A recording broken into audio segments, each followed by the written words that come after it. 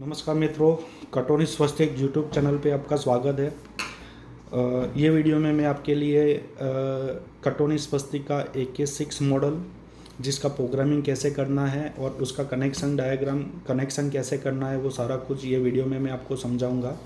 तो आप देख रहे हो अभी AK6 मॉडल मैंने लिया हुआ है। उसका पूरा मॉडल नंबर है AK6 DTS 100, यानी कि ये 72 साइज़ का है, जिसके अंदर आउटपुट में रिले और SSR दोनों पैरेलल मिल जाएगा और इनपुट जो है वो सारे सिलेक्टेबल है, यानी कि थर्मोकपल यूनिवर्सल इनपुट है, जिसके अंदर आप सारे J type, K type, R, S, N, B, T, PT100 ये सारे सेंसर आप सिलेक्ट कर सकते हो। दूसरी साइड का स्टिकर आप देखोगे तो यहाँ पे कनेक्शन डायग्राम दिया हुआ है, जो कि 8 नंबर 9 नंबर लाइन न्यूट्रल है, 10 नंबर और 11 नंबर SSR आउटपुट है, 12 number 13 number 14 number relay output है, जिसमें 12 नंबर NO है, 13 नंबर कॉमन और 14 नंबर NC है।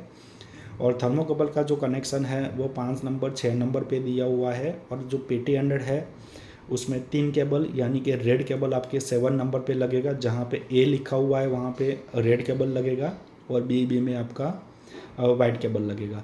तो इसके हिसाब से आपको कनेक्शन करना है। उसका मैनुअल आप देखोगे तो मैनुअल के अंदर भी आपको यहाँ पे लिखा हुआ है, ये कनेक्शन डायग्राम आपको यहाँ पे दिया हुआ है, जो कि 48 साइज़ का है।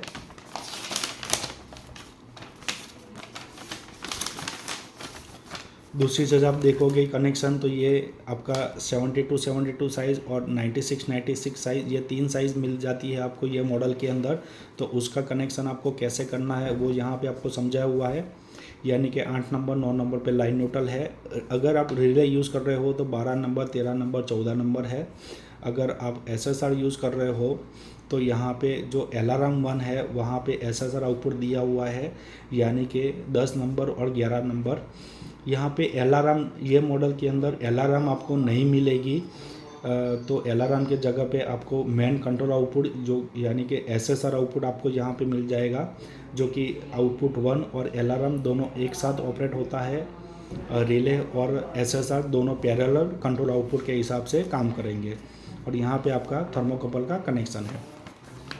तो इसका जो प्रोग्रामिंग है वो कैसे करना है वो आज ये वीडियो में आपको समझाऊंगा। तो सबसे पहले आप देख रहे हो ऊपर वाली जो डिस्प्ले है 4 डिजिट वो प्रेजेंट वैल्यू है, नीचे वाली सेट वैल्यू है और यहाँ पे 4 बटन दिया हुआ है, सेट वैल्यू, डाउन बटन और अप बटन। डाउन बटन के ऊपर 80 लिखा हुआ है, यानी कि इसको ऑटो ट्यून में करना है तो डायरेक्टली डाउन बटन लंबा प्रेस करने पे आपका कंट्रोलर ऑटो ट्यून में चला जाएगा। और इसको मैनुअल मोड में चलाना है तो अप वाला बटन आप दबा के रखोगे तो वो कंट्रोलर मैनुअल मोड में चला जाएगा। तो अब इसको पावर ऑन करके देखते हैं। तो जैसे ही पावर ऑन आप करोगे तो सबसे पहले कौन सा सेंसर सिलेक्टेड है वो आपको यहाँ पे मिल जाएगा। ये देखो जे लिखा हुआ है, यानी कि J टाइप सेंसर सिलेक्टेड है यहाँ पे।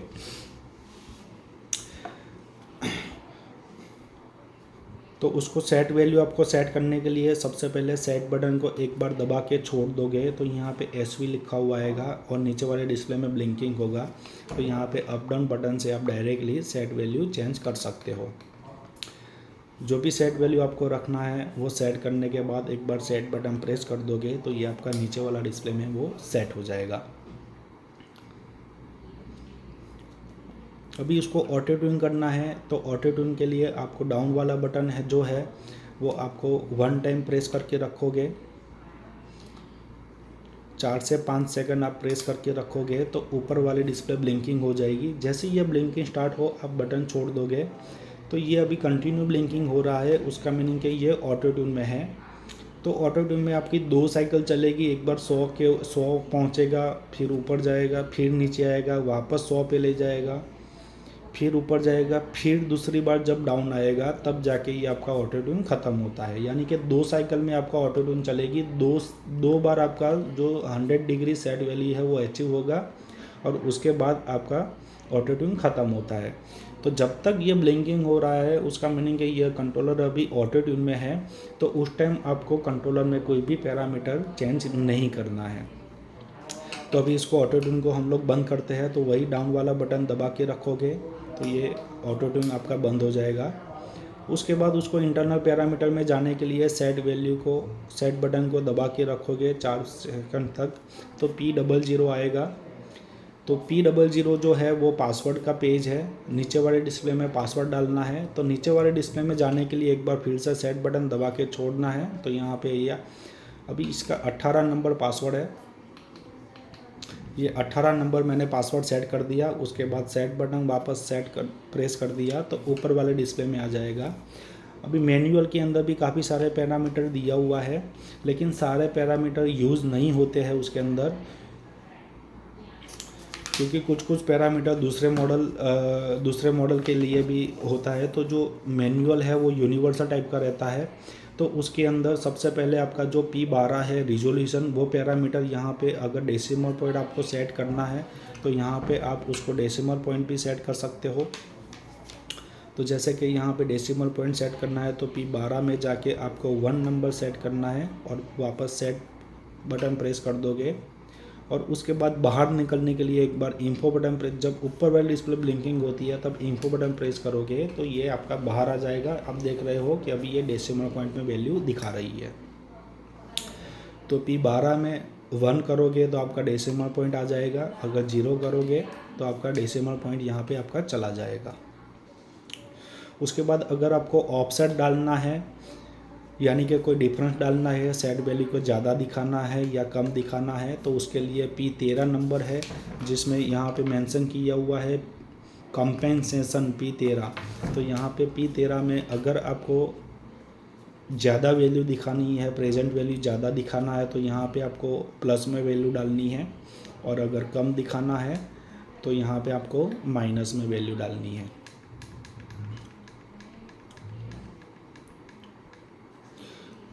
उसके बाद P16 नंबर का जो पेज है, यहाँ पे आपका सेंसर सिलेक्ट करना है। तो सेंसर सिलेक्शन के लिए भी यहाँ पे पूरा टेबल दिया हुआ है। आप देख रहे हो P16 में इनपुट सेंसर है। तो यहाँ पे आप देखोगे तो एक टेबल दिया हुआ है मैनुअल के अंदर, ये एक टेबल दिया हुआ है मैनुअल के अंदर। आप देख रहे हो P16 यहाँ पे लिखा हुआ है, और यहाँ पे सेंसर इनपुट, ये सारे सेंसर टाइप यहाँ पे दिया हुआ है सारे। और उसका आपको कौन सा सेंसर सेट करना है उसके हिसाब से उसके सामने वाला कोड को आपको सेट करना है। तो अभी बाय डिफ़ॉल्ट J टाइप है, अगर आपको K टाइप में चलाना है P16 में आपको 0 सेट करना है, P16 में आपको 0 सेट करना है।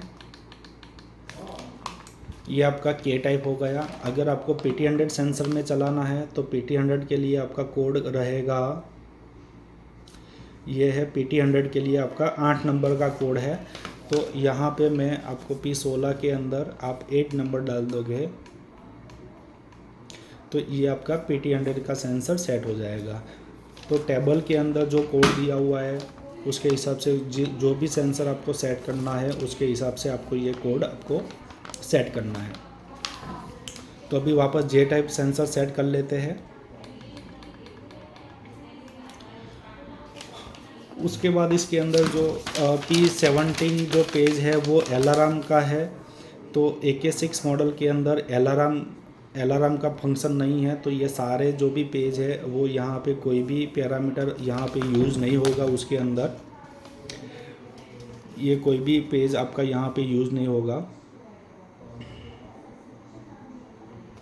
अगर आपको सेंटीग्रेड और फ़ारेनहीट फ़ारेनहीट में आपको अगर कॉन्फ़िगरेशन करना है तो यहाँ पे P13 पेज है, वहाँ पे आप फ़ारेनहीट अभी 31 डिग्री सेल्सियस दिखा रहा है, उसको अगर फ़ारेनहीट में देखना है तो आपको P31 में जाके यहाँ पे 1 करोगे तो ये फ़ारेनहीट में आ जाएगा। तो ये वैल्यू आप देख रहे हो 88 फ़ारेनहीट आपको डिस्प्ले हो जाएगा।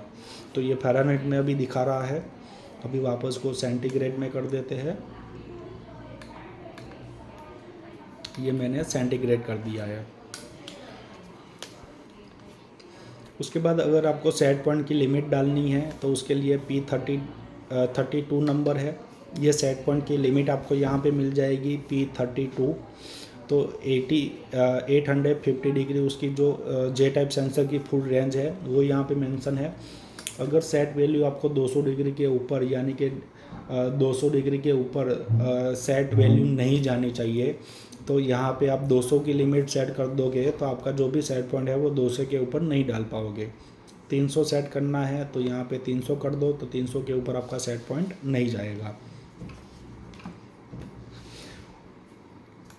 उसके बाद P33 पैरामीटर है जहाँ पे आपका लोअर रेंज आपको डालना होता है। तो P32 और P33 आपकी सेट पॉइंट की लिमिट यहाँ पे आपको सेट करनी होती है। उसके बाद P67 ये बाकी के बीच में जो भी पैरामीटर है वो कोई पैरामीटर ये मॉडल में यूज़ नहीं होगा। P67 है, अभी इसको PID और ऑन ऑफ मोड में कॉन्फ़िगरेशन करने के लिए यहाँ पे P67 नंबर का पैरामीटर दिया हुआ है। मैनुअल में भी आप देखोगे तो मैनुअल में भी उसका एक टेबल दिया हुआ है। यहाँ पे आप यहाँ पे देखोगे, यहाँ पे P67 मोड दिया हुआ है, यानी कि PID और ऑन ऑफ। यहाँ पे 1 नंबर का पैरामीटर काम नहीं आएगा यहाँ पे। तो ओनली फॉर 2 कंट्रोल एक्शन यहाँ पे दी हुई है, एक PID कंट्रोल एक्शन और ऑन ऑफ कंट्रोल एक्शन। तो कंपनी से by default PID control action आती है। अगर आपको इसको ऑन ऑफ एक्शन में कॉन्फ़िगरेशन करना है तो यहाँ पे 2 नंबर डालना है आपको। उसके बाद सेट वैल्यू सेट करना है। अभी ऑन ऑफ मोड आपने सेट कर दिया तो उसका जो हिस्टैरिसीस है, जो HYS है, जो डिफरेंस है, वो आपको P70 यहाँ पे आपको वो डिफरेंस सेट करना होता है, यानी कि 1 डिग्री या 2 डिग्री जो भी आपको डिफरेंस डालना है वो आप यहाँ पे डाल सकते हो।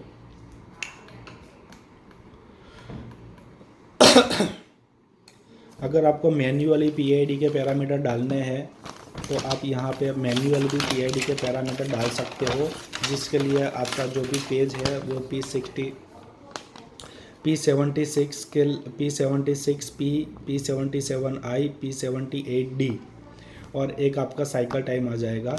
तो यहाँ पे साइकिल टाइम में बाय डिफ़ॉल्ट 20 रहता है। आप देख रहे हो कि ये 20 है। अगर आप रिले कॉन्टेक्टर यूज़ कर रहे हो तो P80 में 20 सेट करना है। अगर आप SSR यूज़ कर रहे हो तो यहाँ पे आपको 2 नंबर डालना है। अगर आप जो आउटपुट में अगर आप SSR आउटपुट यूज़ कर रहे हो तो P80 के अंदर आपको 2 सेट करना है। अगर आप ये मॉडल के अंदर रिले यूज़ कर रहे हो यानी कि कॉन्टेक्टर आउटपुट ले रहे हो तो P80 के अंदर आपको यहाँ पे 20 सेट करना है। तो ये जो पैरामीटर है वो साइकिल टाइम है, यानी कि जो आपका आउटपुट है उसका जो साइकिल टाइम है वो यहाँ पे दिया हुआ है। तो 20 यानी कि रिले के लिए है, तो रिले को फास्ट स्विचिंग नहीं करवा सकते हैं तो उसका टाइम ज़्यादा रहता है, और SSR को फास्ट स्विचिंग करवा सकते हैं इसलिए उसको साइकिल टाइम कम रखते हैं। तो ये जो पैरामीटर है, इतने पैरामीटर यहाँ पे आपको ये मॉडल के अंदर यूज़ होते हैं।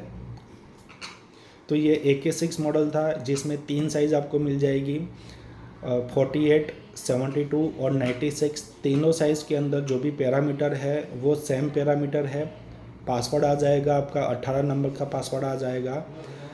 इन केस कि आपका कंट्रोलर सही से काम नहीं कर रहा है, आपका कंट्रोलिंग प्रॉपर नहीं हो रहा है, कुछ गार्बेज वैल्यू आपको दिख रही है, तो उस टाइम आपको उसको फैक्ट्री रीसेट करने की ज़रूरत पड़ेगी। तो उसके लिए सबसे पहले सेट बटन को लंबा प्रेस करोगे आप तो यहाँ पे P00 आएगा, और यहाँ पे फिर से आप एक बार सेट बटन प्रेस करोगे। नीचे वाले डिस्प्ले में 110 जो कि फैक्ट्री रीसेट के लिए यूज़ होता है, पासवर्ड है ये।